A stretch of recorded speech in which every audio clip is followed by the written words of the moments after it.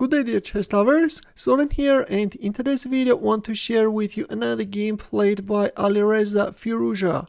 As you know, in round 7 of 2021 European Team Championship, Team of France faced Team of Georgia, and thanks to Alireza Firouzja's efforts, France won the match.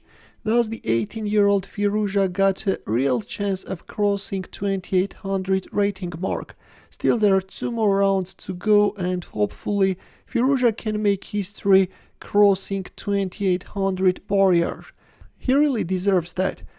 In today's video we will take a look at Firouzja's game against Georgian chess grandmaster Bahadur Jobava. This game is from round 7 and Firouzja opened up with e4, Jobava answered with c6, Caro-Kann defense, and we have the advanced variation. Seems like that this advanced variation is becoming really popular when white is facing Caro-Kann defense. h6, knight Bd2, knight d7, knight b3, and then white is usually going for this knight d2, knight b3 maneuver.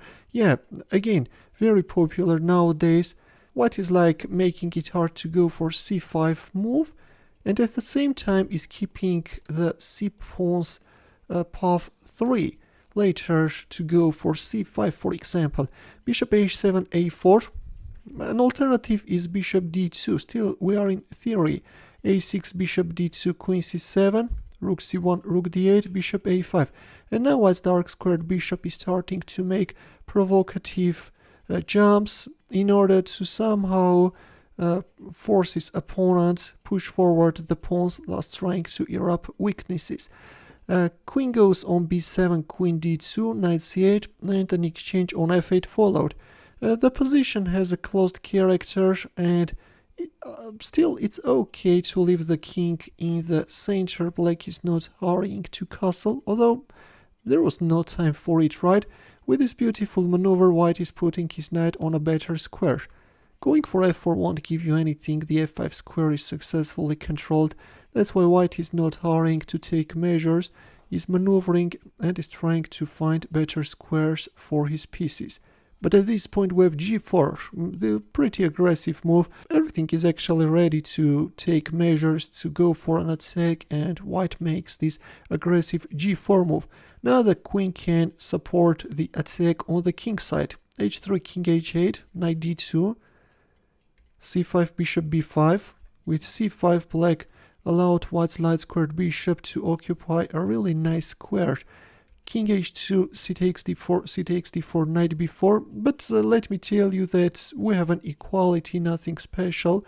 In return, black knight also landed on a very good square. Queen c3. Seems like that Firouzja is okay with the exchange of queens. Black played rook c8, but queen takes c3 is pretty much playable. Turns out that yes, going for an exchange is possible. Black knight is awkwardly placed, but it's supported by the light squared bishop, and it's not like that you can achieve much. But in our game after queen c3 we have rook c8, rook c1, bishop c2, and queen g3. It's possible that later Jobava regretted for not going for an exchange of queens, but it's too late. There comes g5, and gradually white's attack is becoming really very dangerous. H takes g5, queen takes g5, queen d8, queen h5 check. Of course, at this point already white won't go for an exchange of queens.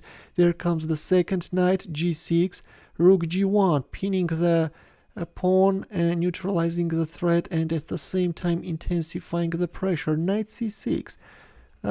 King f8 could allow black to demonstrate tough defense, and then queen e7.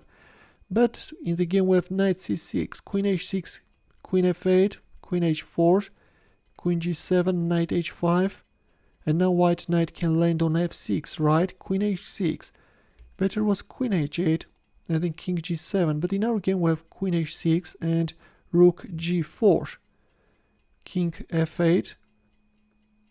Well, what else black could do?